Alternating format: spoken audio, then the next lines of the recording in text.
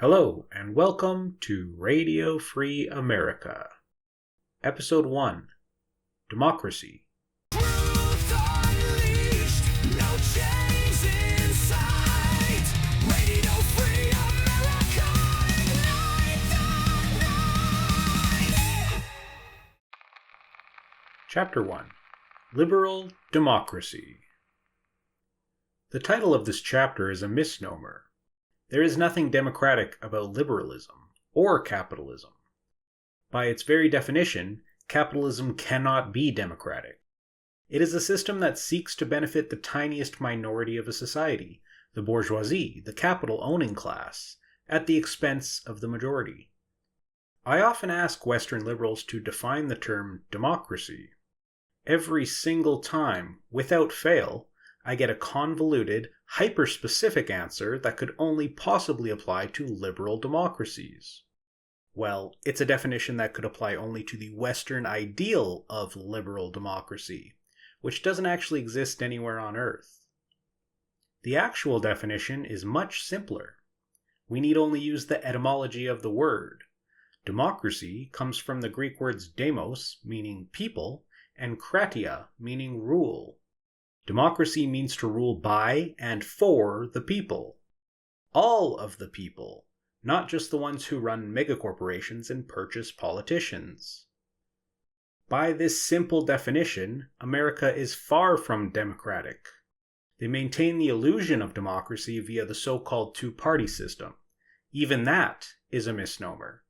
There is one party in America, the party of capitalism. There are two flavors of it, the red kind and the blue kind. But don't get it twisted. Neither care about the interests or well-being of the working class. The only actual, tangible difference between the Democrats and the Republicans is that one doesn't hide their hatred and disdain for the most marginalized people in society. Not only are they both capitalist, they're both liberal, but again, just different flavors. The Democrats are social liberals, while the Republicans are classical liberals. While there can be some minor differences in domestic policy, none of which actually benefits the working class, the foreign policy of both of these liberal parties is essentially identical. Bombing brown children in the Middle East is a bipartisan policy in America. Between 2001 and 2021, the US dropped an average of 46 bombs per day on the Middle East. Of the victims of those 300,000 plus bombs, up to 90% in some instances were not the intended target. That campaign of death and destruction began with the 8 years of Republican President George W. Bush's rule, increased 1,000% through both of the Democrat President Barack Obama's terms, and continued through Republican President Donald Trump's first term. If that isn't the perfect example of America's foreign policy transcending party lines, proving they're functionally the same, I don't know what else could be. Social liberals in America still cling to the absurd claim that Obama's only controversy is that time he wore a tan suit and classical liberals got mad for some reason.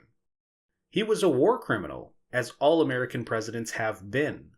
Obama authorized the bombing of an entire wedding party in Yemen and a Doctors Without Borders hospital in Afghanistan, making him, surprisingly, the second Nobel Peace Prize recipient to bomb another. Republican war criminal Henry Kissinger beat him to it when he authorized the bombing of a Red Cross hospital in Cambodia. The United States cares so little about democracy that, as William Bloom states in the book America's Deadliest Export, they have, and I quote, endeavored to overthrow more than 50 foreign governments, most of which were democratically elected, and grossly interfered in democratic elections in at least 30 countries, and attempted to assassinate more than 50 foreign leaders, and attempted to suppress a populist or nationalist movement in 20 countries. William Bloom said that in 2013. These numbers have increased since. Do the denizens of the global south deserve democracy? Shouldn't they get to vote to decide if it'll be the red capitalists or the blue capitalists doing regime change in their country or dropping bombs on them? These parties clearly don't exist to serve the interests of the working class of the world, but they don't even serve the interests of the working class of America. The entire legal system in America was designed only to serve the interests of capital. As an example, in the hypothetical, but all too common, example of a hungry person stealing a loaf of bread from a grocery store run by a corporation, which side does law enforcement take? Who gets to summon the police, the organization with a state monopoly on violence, to serve their will? The person made hungry because of the capitalist class hoarding resources and wealth, or the hoarders themselves? Hunger is a problem all across the capitalist world. Yearly, we produce enough food to feed more than the entire population of Earth, yet 1/3 of it goes to waste, while over 500 million people are undernourished. These people don't go hungry because of scarcity of food. They go hungry because it isn't profitable to feed them. When we talk about hunger in the world, most people will subconsciously form an image of a child starving in Africa. But this problem isn't exclusive to the global south, far from it. In America, 1 in every 5 children are unsure where their next meal will come from. That's 14 million children facing food insecurity. In America, the quote-unquote land of the free. Deaths from malnutrition in America have more than doubled just between 2018 and 2023. It's actively getting worse, not better. Perhaps because the legal system in America exists to protect only the hoarders of food and not the hungry?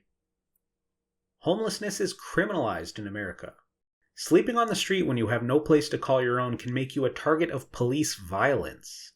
But why does homelessness even exist in a developed nation like America? Is it a shortage of housing? Nope. There is no scarcity in America for housing or otherwise. There are an average of 28 vacant homes for every homeless person in America. In 2020, there were 580,000 homeless people and 16 million vacant homes. These homes are vacant not because no one wants to live in them. They're vacant because housing is treated as a commodity instead of as a human right, as it should be. Private individuals and corporations are allowed to speculate on housing, hoarding it in an attempt to profit off of the human need for shelter. Here's another hypothetical for you. When a homeless person, needing shelter, squats in a vacant home owned by a bourgeois speculator, who does law enforcement side with? Homelessness in America could be solved tomorrow. The only reason it isn't is because it is used as a threat by the ruling class to keep workers in line. Workers are less likely to quit a horrible job because if they don't find a new one fast enough, they may become homeless. They're less likely to join a union or withhold labor because if they get fired, they may not be able to pay their rent. Maintaining a sizable homeless population that is subject to extreme state-backed violence is necessary to fuel capitalism. It is not complex in any way, shape, or form. There is a simple solution. House the homeless. Seize any properties used for housing speculation. Put homeless people in them. Done. Problem solved. Anyone who tries to say that it isn't that simple is lying. About half of the homeless population of America are employed, just not gainfully. They work and earn income. They don't have substance abuse or severe mental health problems. They simply don't make enough money to house themselves because of scalpers artificially inflating housing prices. I was one of them. I used to live in my car. That's not to say that those living on the streets with mental health issues and or substance abuse problems can't be housed. They can. Just do it. You'll also have to provide support for those issues they face, be it safe consumption sites, rehabilitation programs, healthcare, or whatever else. But of course, healthcare in America, just like food and shelter, is not treated as the human right that it should be. It is privatized and used as a vessel for private corporations to profit off of. On December 4th, 2024, a folk hero with the same name as a video game character did a bit of adventurism on the streets of New York. His target? A health insurance CEO who became wealthy by denying healthcare access to the people who need it most. There's a reason why the average American citizen refused to condemn this very illegal act. It's because almost half of all American adults have experienced firsthand the depravity of the for-profit healthcare industry in America. Those who haven't personally experienced it almost certainly know someone who has. We can only hope that the positive public reaction to what would normally be considered a heinous, inexcusable act is evidence that Americans are starting to reject the very undemocratic system of capitalism. It's ingrained into every fiber of our society, but that doesn't mean it's unassailable. All empires fall. The author Ursula K. Le Guin put it best when she said, and I quote, "We live in capitalism. Its power seems inescapable. So did the divine right of kings. Any human power can be resisted and changed by human beings." This is a minor glimpse into how liberalism, capitalism, and America are not and cannot be democratic in the slightest. I could write an entire book just on that topic alone. But if a supposedly developed society that is in a position to become post-scarce refuses to guarantee to its population the three most important elements to human existence, that being food, shelter, and healthcare, then it would be absurd to call it democratic. The only modern economic systems that can be considered democratic are of the leftist variety. For the purposes of this project, our definition of leftism begins at anti-capitalism, as should everyone's. Communism, socialism, anarchism, etc.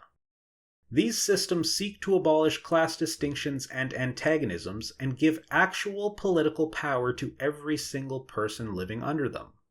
They seek to guarantee access to that which humans need to survive. There is, however, a disturbing trend amongst those residing in the imperial core or its periphery to claim that democracy is an antonym for communism or socialism. For example, in June of 2023, Reuters posted an article with the headline, and I quote, "Theater in Democratic Taiwan stages Hong Kong play about Tiananmen Square."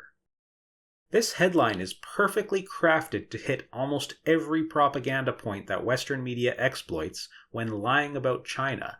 It's sort of beautiful in a way. Apparently, these Reuters journalists believe Taiwan is democratic. The same Taiwan that went through 4 decades of brutal martial law known as the White Terror, which still has ramifications for Taiwanese people to this day. Taiwan didn't even hold a single election until 1990, when they finally transitioned away from a military dictatorship, and somehow they're democratic compared to the People's Republic of China. Western media organizations like Reuters refuse to even use the word capitalist to describe places like Taiwan for some strange reason. They're democratic, and China is totalitarian, or authoritarian, or autocratic, or whatever buzzword is currently trending. According to Western media, the CIA-backed attempted color revolution in June of 1989 was a, quote, democracy movement against the supposed anti-democratic nature of communist China. This is absurd. The small portion of Western intelligence-backed infiltrators who, for instance, erected a replica of the Statue of Liberty called the, wait for it, Goddess of Democracy, were not trying to turn China democratic. It already was, and still is, of course. The Western delusion about the Tiananmen Square, quote, massacre, or as it's called in China, the June 4 incident, is the perfect example of what democracy is, or more importantly, what it isn't. It can be explained simply enough through only the absurdity of the Goddess of Democracy monument, but of course we'll go much deeper in depth. The monument was built in the week leading up to the June 4th crackdown. It was very obviously inspired by the Statue of Liberty in New York. The same statue that was gifted to America by France in 1886 to celebrate, at least partly, the victory of the Union in the American Civil War and the abolition of slavery. The beginning of America's supposed multiracial democracy, perhaps. But slavery was only abolished in theory. In actuality, it was simply modernized into the prison system. The 13th Amendment to the American Constitution banned slavery and involuntary servitude, and I quote, except as a punishment for a crime whereof the party shall have been duly convicted. After, quote, freeing black Americans from slavers, the US government created laws and, for example, released drugs into black and brown communities to make up reasons to imprison black and brown people so that private corporations could exploit them for cheap or free labor. This practice continues to this day. The prison industrial complex in America is by far the most extensive in the entire world. Despite having only 5% of the world's total population, the US has 25% of the world's prison population, meaning on average, they have 5 times more people incarcerated than the rest of the world. All of them, not just the black and brown inmates, can be used for slave labor, although black people are incarcerated at 5 times the rate of white people in America. Isn't that just the perfect allegory for the Western misinformation around the Tiananmen Square protests? The Western plants that co-opted a real movement built a monument based on a supposed symbol of, quote, liberty from a state that only pretended to liberate their slave population? It also serves as an allegory for liberal democracy as a whole, since it is, as previously established, a facade, a farce. Yes, in the 1980s, in East Asia, a student-led pro-democracy protest was brutally cracked down upon by a fascist military. Up to 2,000 peaceful protesters were massacred, brutally slaughtered for organizing against a military dictatorship. No, this didn't happen in China. This happened in the Republic of Korea, or, quote, South Korea. Have you ever heard of this? If you live in the West, probably not. The Gwangju Massacre is somehow not common knowledge amongst Americans, despite the fact that it was the American president at the time, liberal darling Jimmy Carter, who authorized the deployment of troops to brutally crush this uprising. The relationship between the US Empire and their vassal state on the Korean Peninsula will be further explored later in this episode. The title of the Wikipedia page for the Gwangju Massacre doesn't call it that. It's titled, quote, Gwangju Uprising, even though the article itself mentions the word massacre 33 times. Why is that? The Wikipedia article on the events of June 4th, 1989 in China is titled, quote, 1989 Tiananmen Square Protests and Massacre. The only one of these events which could reasonably be called a massacre based on available evidence isn't one according to Western capitalist-biased Wikipedia, and the one which requires a full suspension of disbelief to consider it a, quote, massacre is labeled as a massacre. I apologize, listener, as we've gotten ahead of ourselves. I may have lost you at some point there, especially if you've never questioned the Western narrative on the events that unfolded in 1989 in and around Tiananmen Square. Let's back it up and start from the beginning. Chapter 2. What Massacre? When one ascribes the mainstream perspective of the events of June 4th, 1989 to Western intelligence lies, we are of course not denying that there was a student-led movement that occupied Tiananmen Square, and we are of course not implying that every participant was sent there by Western intelligence or even influenced by Western intelligence. In fact, the vast majority weren't.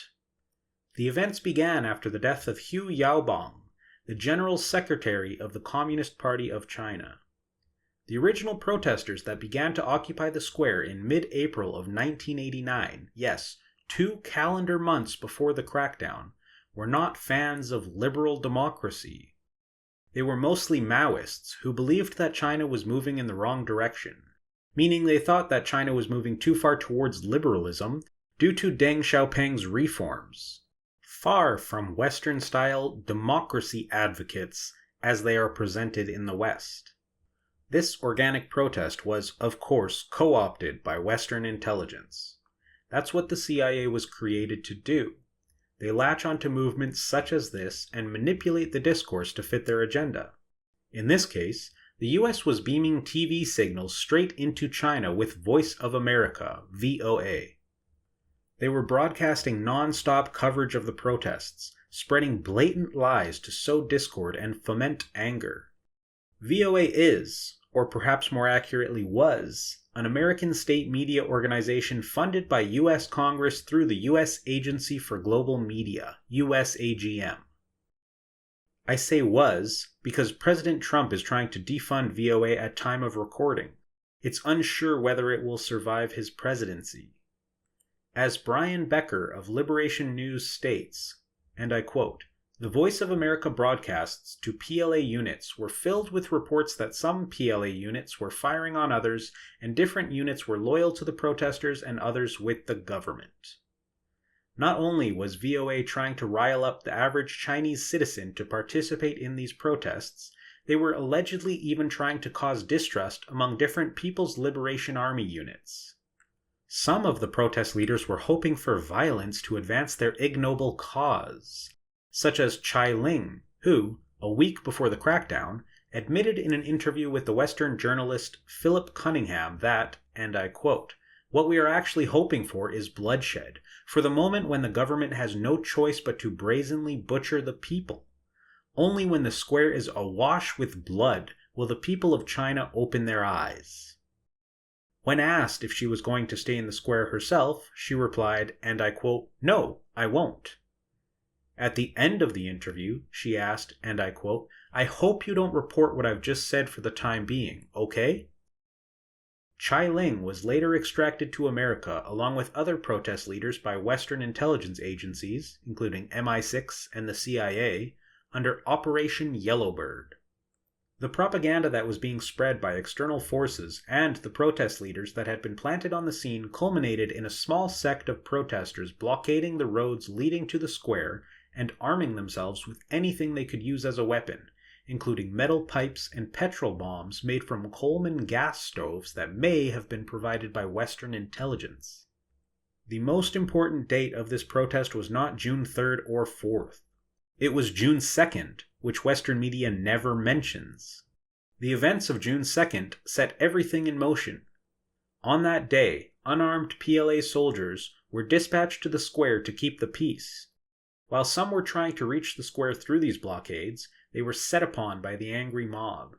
Petrol bombs were used to destroy armored personnel carriers and burn soldiers alive. Some were beaten to death by pipes. The dead, burned soldiers were hung from overpasses and destroyed trucks as a warning. It was this outbreak of violence from a small sect of rioters that caused Beijing to order the square to be cleared on the night of June 3rd/4th. In the early morning hours of June 4th, the square was cleared without bloodshed. There was no, quote, massacre in Tiananmen Square.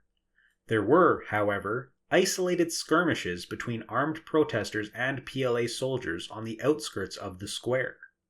It would be accurate to say that some of the young, inexperienced soldiers may have been a bit too trigger-happy when faced with rioters intent on burning them alive or shooting them with stolen weapons, but nothing that could reasonably be described as a massacre occurred, either in the square or on its periphery.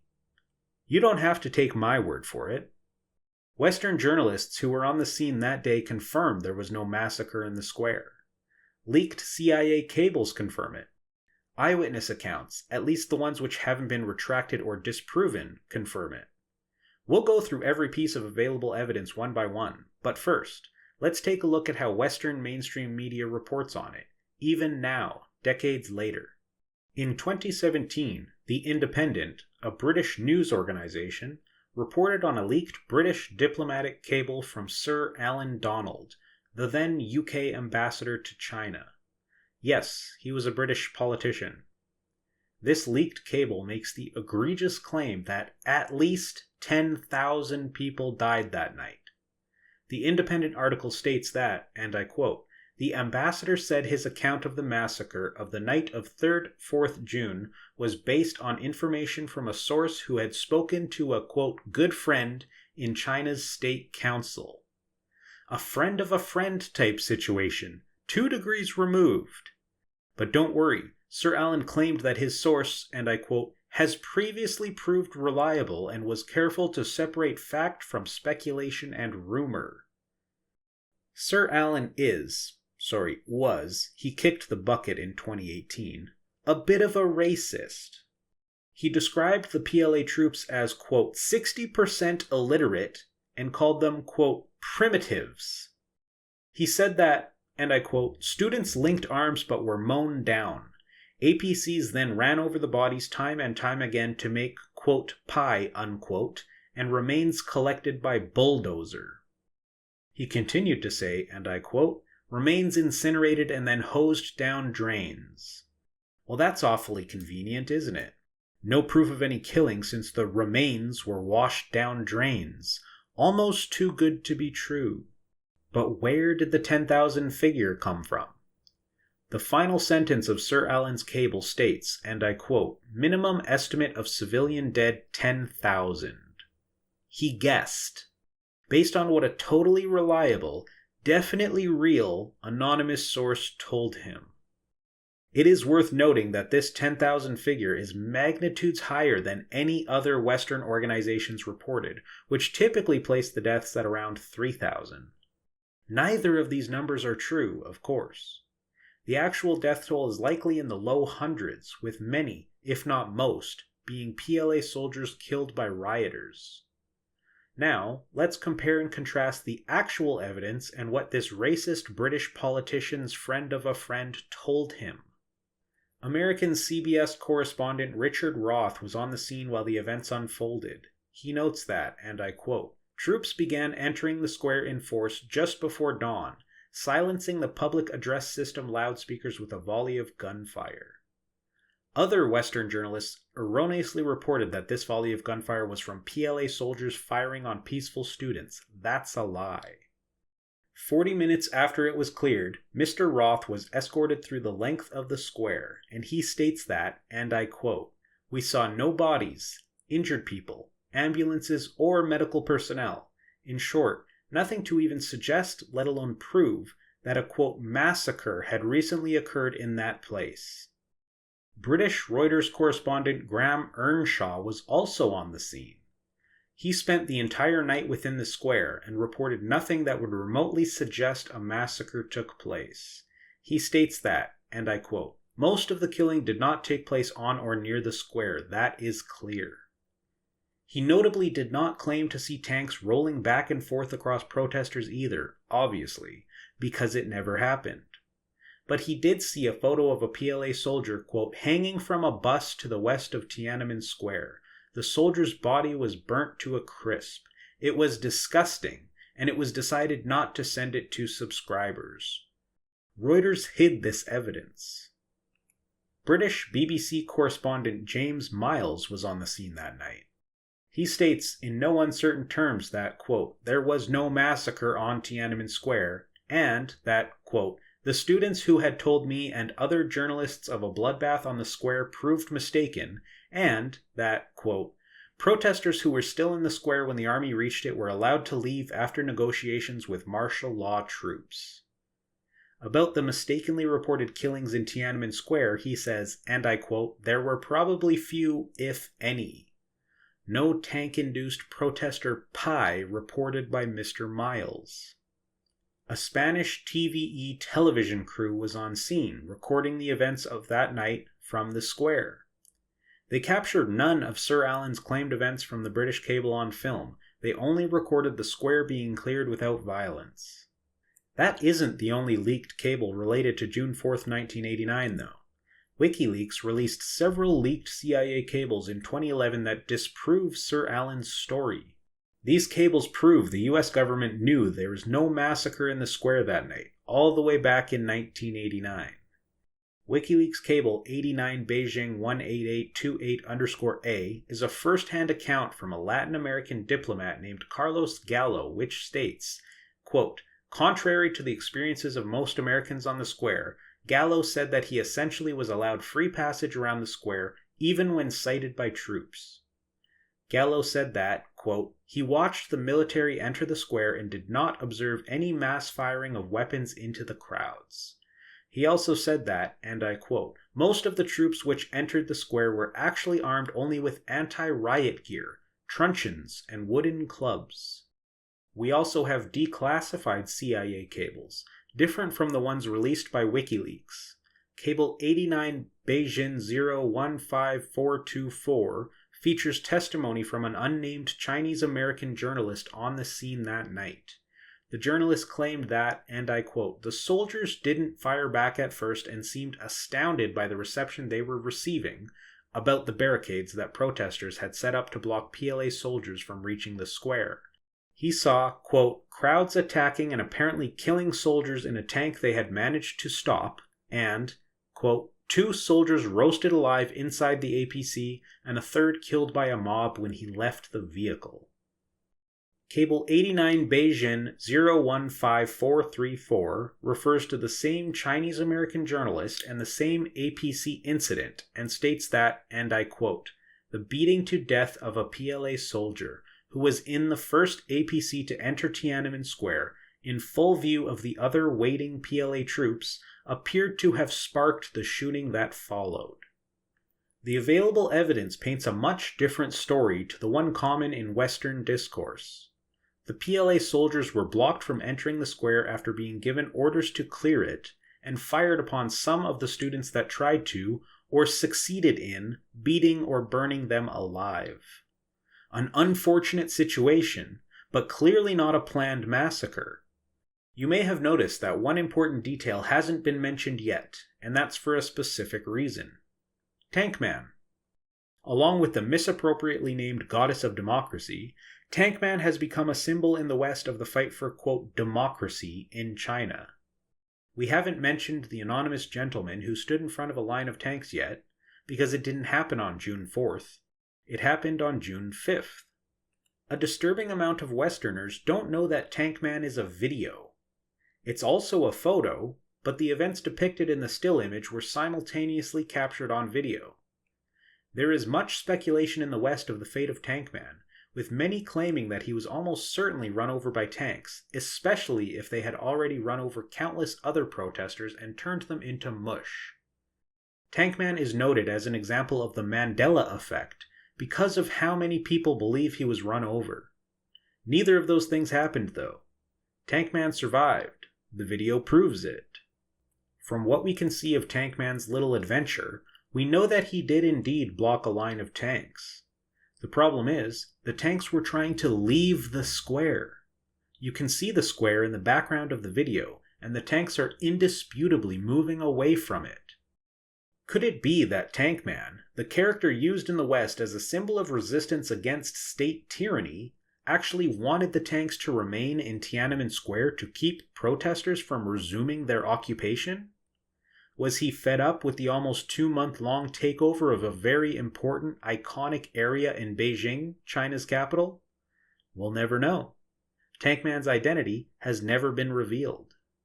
We do know that he lived, or at least that he didn't get run over by tanks. The video depicts him jumping on top of the lead tank and talking to the operators. He eventually hops off and is escorted away by some bystanders, alive and well. Tankman wasn't run over by tanks, but the Goddess of Democracy statue was. It was knocked over by a tank and then crushed into pulp during the clearing of the square. Is that ironic? No. But the two most important symbols of the supposed fight for democracy in China being complete shams certainly is. But that's more or less what democracy in America is. A sham. Again, almost every American thinks they know what happened on June 4th, 1989. But they have no idea what actually happened starting on May 18th, 1980 in Gwangju, Korea, or their government's involvement in it. And not enough know about the massacres committed against American people in America, such as the Kent State Massacre in 1970, where the Ohio National Guard opened fire on peaceful anti-war protesters and murdered 4 of them. The BBC doesn't call this a massacre, just a shooting. Or how about the 1985 Philadelphia Move bombing, where the Philadelphia Police Department dropped 2 bombs onto a house from a helicopter, causing a massive fire that ended up destroying 65 houses and killing 11 people, 5 of them children. Their target was an organization inspired by the Black Panthers, which is a black liberation movement whose leader, Fred Hampton, was assassinated by the FBI. Move was classified as a terrorist organization by Pennsylvania authorities and, after they refused to give up 4 of their members to police, their headquarters was bombed. There are countless more examples of massacres or uprisings being ended with violence in America, like the Tulsa Race Massacre, Bonus Army, Battle of Blair Mountain, etc., etc. American authorities have been crushing democratic movements since its inception, which, by the way, was predicated upon the genocide of the indigenous inhabitants of the land and the enslavement of Africans. Even in recent history, like in 2022 when President Biden blocked a rail strike just a few months before one of the worst rail disasters in American history. A train carrying hazardous materials derailed in East Palestine, Ohio, releasing toxic chemicals into the air, soil, and waterways. Union leaders attributed this derailment to poor working conditions and other issues in the industry, which is precisely why rail workers voted to withhold labor. Even after this debacle, Biden referred to himself as the, quote, most pro-union president in American history. Sadly, he was still probably correct. In addition to relentlessly whitewashing their own suppression of democratic movements, the American government and Western media have frequently lied about the events of the June 4 incident to try to prove that China is the undemocratic one in the situation, which is also quite ironic. Because, as I've alluded to before, China is indeed democratic, and has been since Mao's communist forces beat Chiang Kai-shek's nationalists into submission and established the People's Republic. China, similarly to the USSR, the DPRK, and other actually existing socialist AES states, utilize a system of democracy called democratic centralism. It is a consensus-based system of which government deputies participate in mass meetings to rigorously debate issues until a consensus is reached. The deputies are, of course, selected by the people via democratic means to represent them in government. China's system of socialism with Chinese characteristics, SWCC, is democratic from top to bottom. At the 2 lowest levels, universal direct suffrage by secret ballot is employed to elect deputies to village or township people's congresses. Candidates are nominated by political parties, mass organizations, or groups of voters, and then they participate in mass elections to compete for seats. The members of the local people's congresses, which are, once again, directly elected by the entire population of China, hold indirect elections for the next highest level of government. At the municipal, provincial, and national levels, the lower level is responsible for electing deputies to the level above it. This system ensures expediency by not needing mass elections for every single seat in government, but also gives each individual Chinese citizen the ability to directly select their local representatives, the ones who affect their day-to-day lives the most. This is vastly different to the so-called democracy in America. In China, there is no corporate lobbying. Elections are publicly funded. There are no fake rivalries or attack ads between, quote, competing parties. It is much more of a merit-based system, especially at the highest levels. China has more elections per year than any liberal democracy. It is constantly being improved and never stagnates. The main difference between China and America in this regard is that China readily admits to being a one-party state, but America pretends it isn't.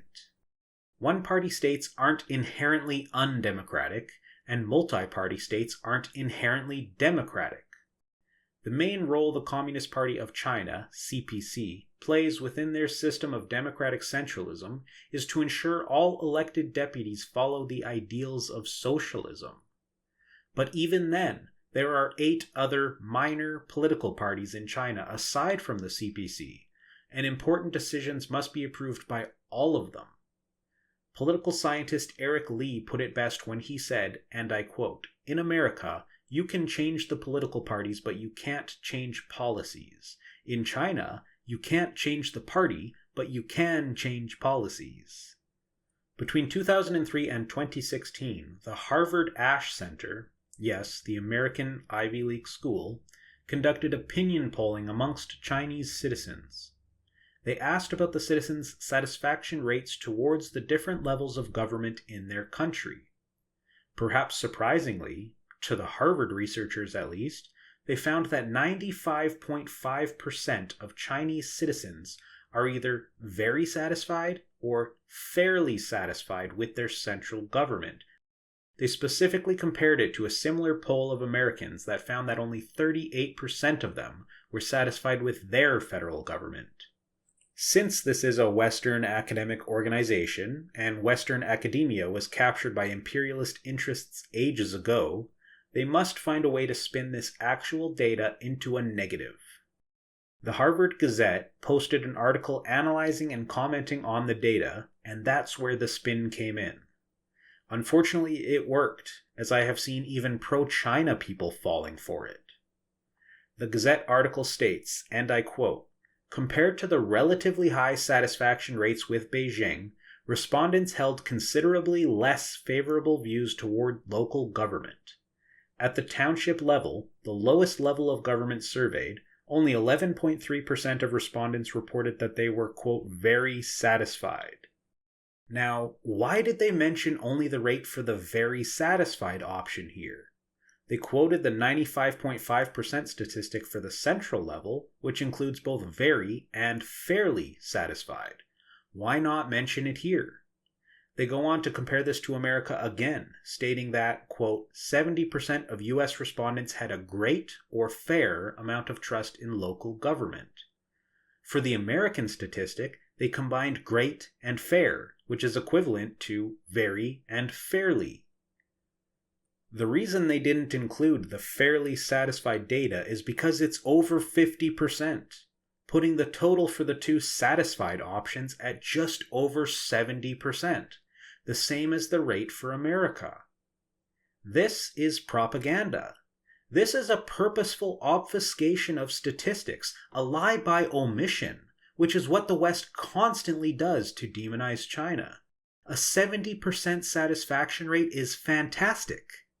The fact that it's lower than the rate of satisfaction for the central level of government also proves that China's system of direct and indirect elections works, since the roles that aren't directly voted for by the entire population are the ones that have the highest satisfaction rates.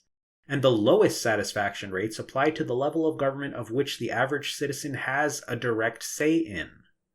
If they are dissatisfied with their local leadership, they can simply vote for someone else in the next election, or campaign and run for a position themselves.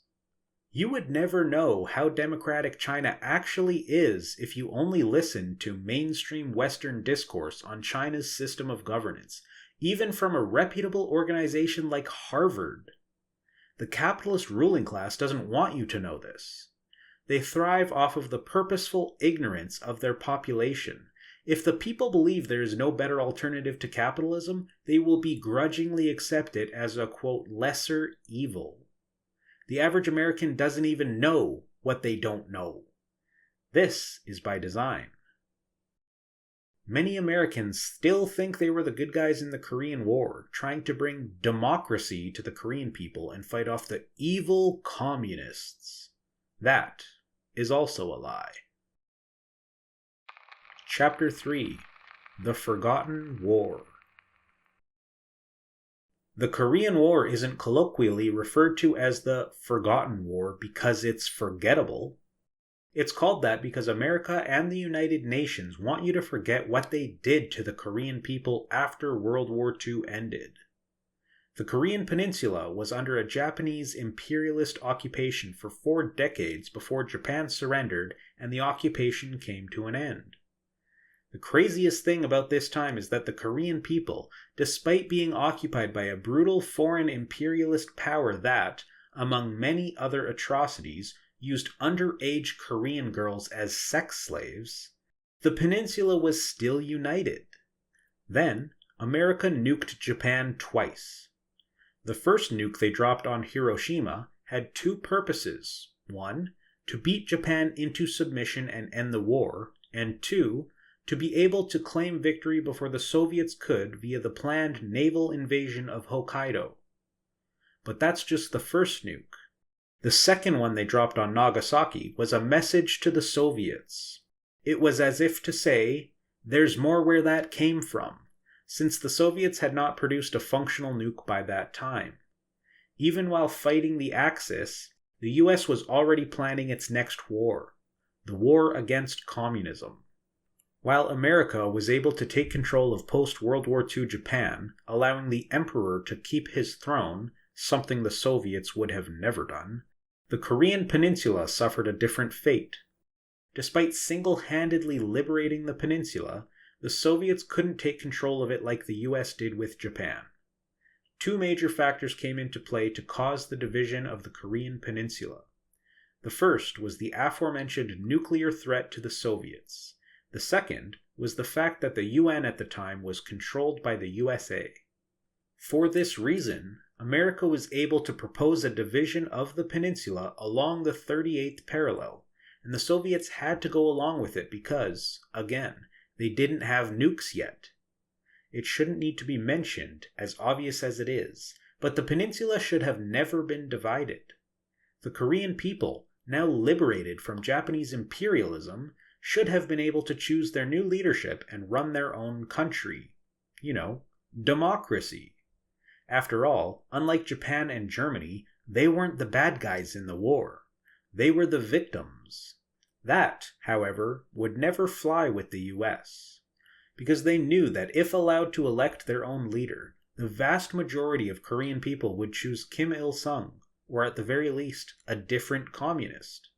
Kim Il-sung was already deeply respected for leading guerrilla armies against the Japanese imperialists, and 77% of the Korean people supported socialism or communism, with only 14% supporting capitalism at the time. America knew this, as they did the polling. Not only did the US get to decide to divide the peninsula, splitting families apart, they were also allowed to decide where the dividing line would be. They chose to draw a line perfectly across the 38th parallel, conveniently just north of the capital city, Seoul, and they claimed the south for themselves, which notably contained most of Korea's arable land, as the northern half is mostly mountainous. This line was meant to be temporary, at least on paper. The plan was to keep the peninsula divided until national elections could be called to select a leader for all of Korea. But it never happened because of who the US chose to temporarily control the South. They sent Syngman Rhee straight from Washington, D.C. to rule over the South with an iron fist. During his reign, South Korea was perpetually kept under martial law, and suspected communists and supporters of the North were brutalized. The most prominent example of this would be the crushing of the Jeju Island uprising. Jeju is a small island off the southern coast of the Korean peninsula. The vast majority of the residents of the island were leftists, and thus fiercely opposed the American occupation of the South, which included them.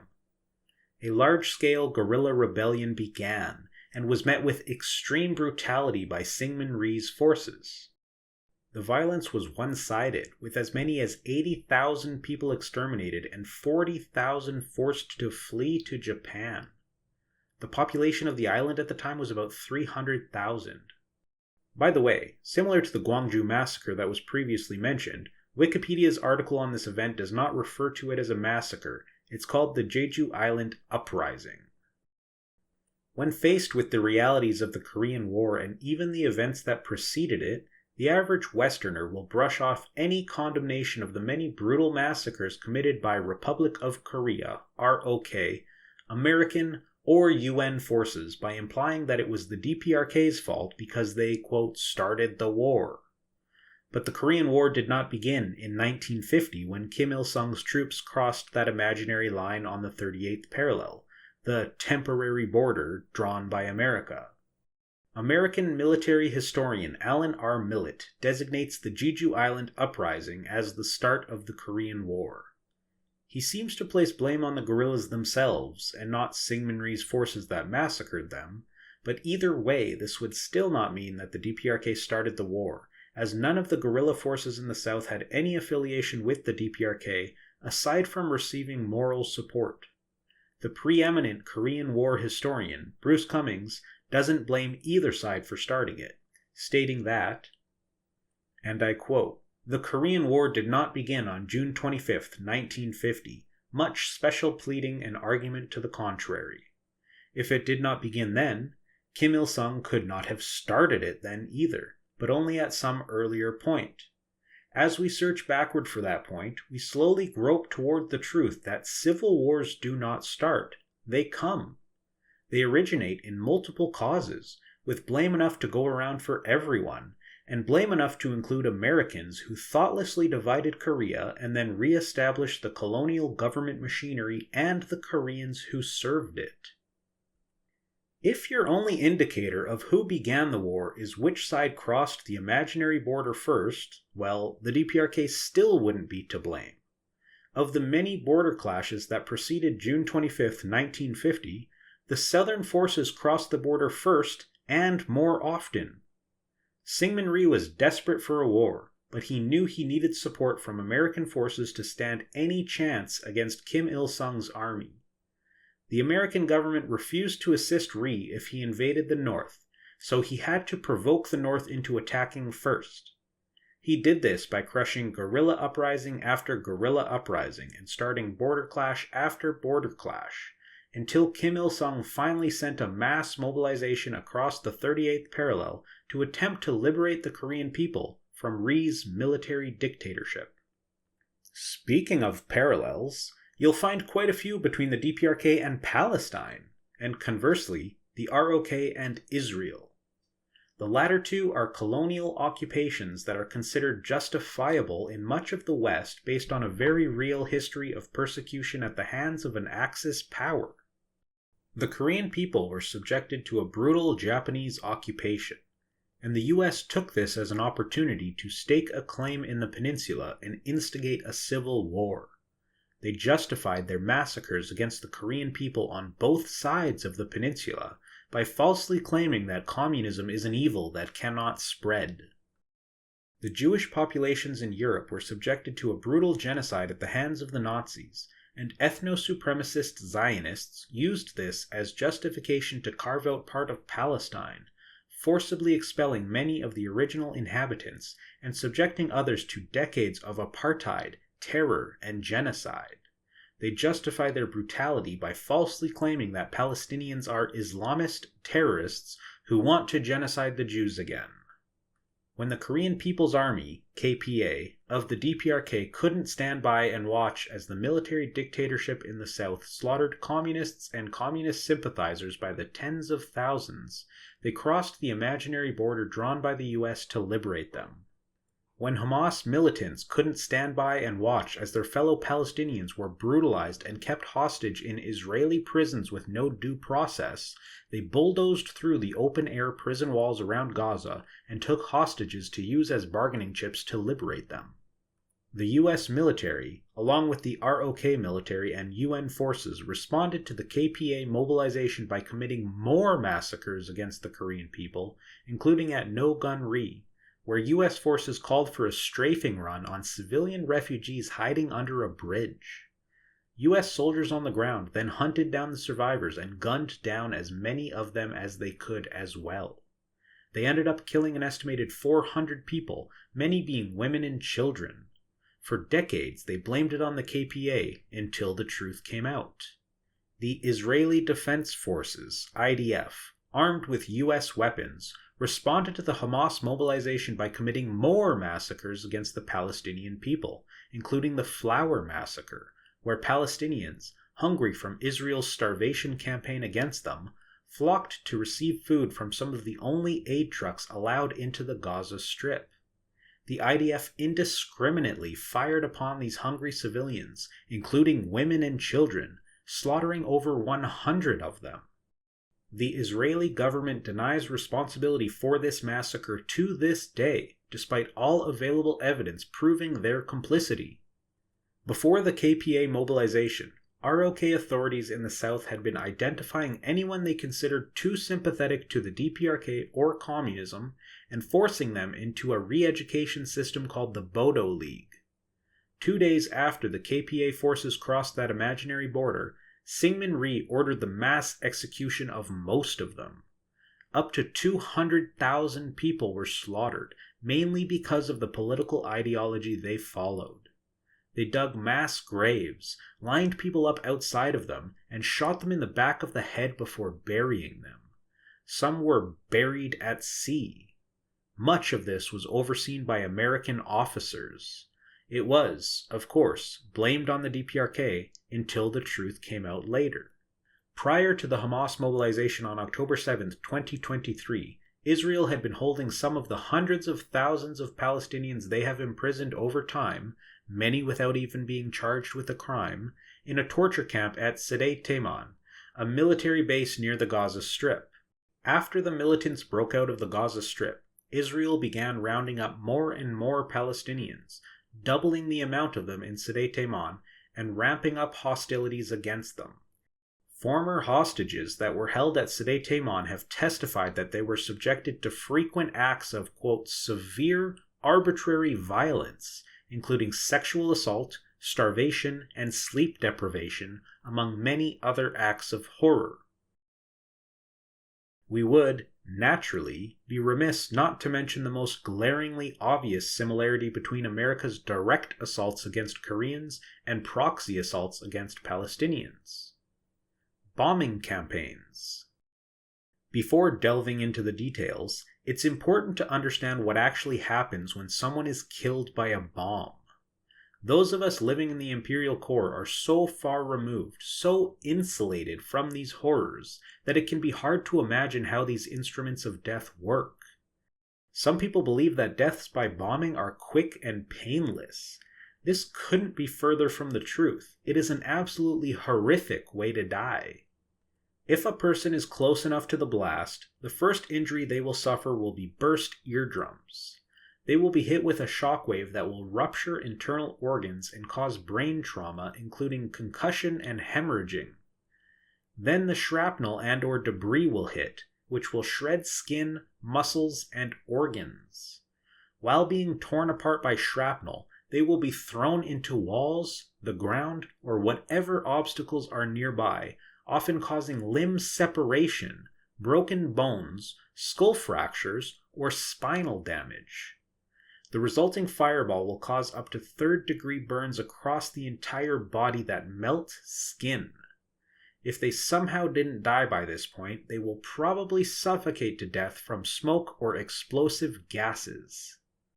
People that are further away from the impact area will often suffer even more because they are less likely to die quickly enough.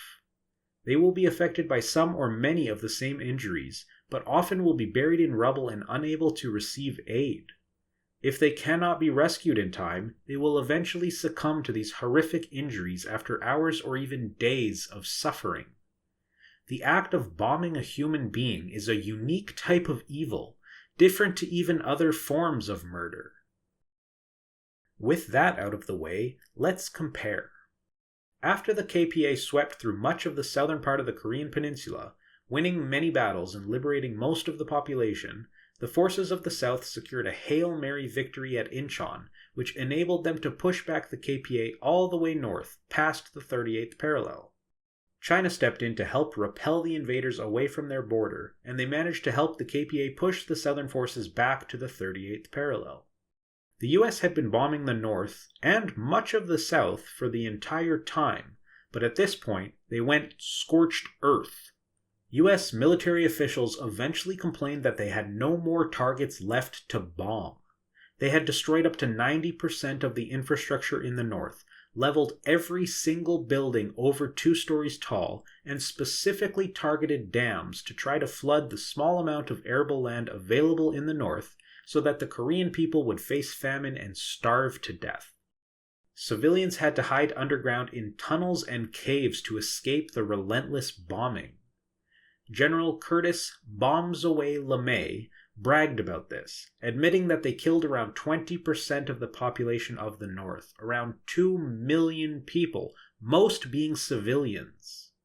Bruce Cummings described this bombing campaign as a, quote, virtual holocaust. If you've been following Israel's brutal assault on Gaza, you should understand the comparison here. Gaza was bombed on a fairly regular basis prior to the Hamas mobilization, but starting on October 7, 2023, using mostly American-made bombs, Israel began a relentless assault on the people of Gaza, of which children make up about half the population. This bombing is ongoing, with Israel slaughtering 50 Palestinians on the day of recording, so specific numbers will not be accurate, but analysts estimate somewhere between 60 to 80% of Gaza has been destroyed so far. The death toll increases day by day and is exceedingly difficult to accurately track since Israel has bombed most, if not all, of the agencies that would be able to count or find in the rubble the dead. All major hospitals have been bombed. It will take an estimated 15 years just to clear Gaza of rubble. The current Israeli and US administrations have a final solution for the Palestinians of Gaza, which is to make it so uninhabitable through bombing that Palestinians will have no choice but to leave and have no right of return. That is, by definition, ethnic cleansing, an act of genocide. It should be no surprise, based on their similar histories of being brutalized by puppets of America, that the DPRK and Palestine have a mutual respect for one another. The DPRK recognizes Palestine as the sole legitimate state in the historic Palestinian territories and does not recognize Israel at all, instead referring to it as a, quote, imperialist satellite of America. The DPRK has also helped arm militant groups in Palestine, including Hamas. The ROK and Israel, on the other hand, support each other. Did America bring, quote, democracy to the people of Korea? Did their vassal state in the Middle East bring, quote, democracy to occupied Palestine? No, of course not.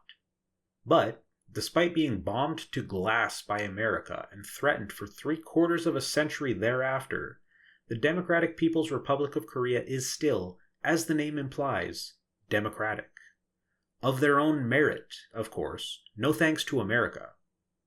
Hopefully one day Palestinians will gain self-determination and be able to establish their own democratic state as well. A common tactic used by Western victims of imperial propaganda is to scoff at the implication that the DPRK is indeed democratic. They'll compare them to the German Nazis for some reason, saying, for example, that claiming the DPRK is democratic because their name says so is like claiming the National Socialists were actually socialist. They're half right, the Nazis were absolutely not socialist, but the only part of the Korean peninsula you could reasonably compare to Nazi Germany would be the ROK as a vassal of the US Empire. These confused people will vomit any number of buzzwords to try to describe the DPRK, like hereditary monarchy, authoritarian, totalitarian, autocratic, or fascist. But just like China, the DPRK employs the system of democratic centralism. Not to say that elections are required for a state to be democratic, but the DPRK does have them every 5 years anyways. Western media will baselessly claim that elections in the DPRK are rigged, but despite that, many people in the West don't even know they hold elections at all. They do, and they aren't rigged. Elections in the DPRK are similar to elections in China, with one major difference. They are all technically direct elections. Whereas in China, the entire population only votes to elect deputies at the 2 lowest levels of government, in the DPRK, the entire population votes for candidates at all levels of government. They do so through direct suffrage with secret ballots. The headline of the BBC article for the 2019 election reads, and I quote, "North Koreans vote in no-choice parliamentary elections." This is a lie. Not having multiple candidates on a ballot doesn't mean there isn't a choice. Every DPRK citizen of legal voting age has a choice of who represents them in the Supreme People's Assembly and also in local People's Assemblies. The BBC can't even get their own story straight. They say, and I quote, "Once it's your turn, you receive a ballot paper with just one name on it. There's nothing to fill in, no boxes to tick. You take that paper and put it into the ballot box, which is located in the open." But they also say, and I quote, "There's also a voting booth where you could vote in private, but doing that would raise immediate suspicion, analysts say. This doesn't make sense. Where is the ballot box? Is it in the open or is it hidden? How would you vote in private if they claim that you don't have to fill anything in? What would be the purpose of going to the voting booth? BBC also says, and I quote, "The Supreme People's Assembly, SPA, is a rubber stamp body with no power." Also a lie. The SPA is the highest organ of state power in the DPRK as stated in Article 87 of their constitution. They didn't write a fake constitution just to fool Westerners or people who read the BBC. They simply don't care about us that much. The BBC at least admits there are multiple parties holding seats in the SPA, but they spin that in the worst way possible. And I quote, "In practice, there is no difference between the three parties, and they're all grouped together in the Democratic Front for the Reunification of Korea, DPRK. The DPRK is a coalition of all parties that hold seats in the SPA. They're, quote, grouped together to form a united front to interface with the foreign occupation in the southern half of the peninsula." The article, which suspiciously has no byline, opens by claiming that, and I quote, "North Korea is an isolated state ruled by the Kim family dynasty." This is absurd, considering this article is about the parliamentary elections in 2019. Kim Jong-un wasn't in the running for any positions in this election. He ran for office a month later, in a different election. This is because Kim Jong-un isn't part of the SPA, which, again, is the highest organ of state power. It would be pretty strange to make the claim that the Kim family dynasty rules the DPRK then, wouldn't it? Kim Jong-un was elected for the position of President of the State Affairs Commission, SAC, in 2019. That's his role in government. It's completely separate from the SPA. Article 112 of the DPRK Constitution says, and I quote, "The State Affairs Commission is accountable to the Supreme People's Assembly." If the body that Kim Jong-un is part of is accountable to the body that is designated as the highest organ of state power, then Kim Jong-un can't be considered the most powerful person in the DPRK. So who is? That would be Cho Ryong-hae, who is the chairman of the Supreme People's Assembly. He's also the first vice president of the SAC under Kim Jong-un. He holds the highest position in the highest organ of state power, but also serves in the SAC. This is of course not to say that Cho Ryong-hae is actually secretly the evil dictator that rules over the DPRK with an iron fist, as Western media claims about Kim Jong-un. There is no single dictator in the DPRK. They have an entire democratic system of governance, elected by the people and serving their will. The Constitution goes so far as to specify that the president of the SAC, Kim Jong-un, cannot be, quote, elected as a deputy to the Supreme People's Assembly in Article 101, but also that, and I quote, "The President of the State Affairs Commission of the Democratic People's Republic of Korea is elected at the Supreme People's Assembly according to the unanimous will of all the Korean people." So how does it work? Why is there one name on the ballot? The SPA holds mass meetings to deliberate and debate on who should be nominated for certain roles, such as Kim Jong-un's position. This is a democratic process, as the deputies in the SPA are all elected by the people. Once a nominee has been agreed upon, the entire voting age population of the DPRK votes to affirm the nomination. Yes, they can of course vote no, but it is rare.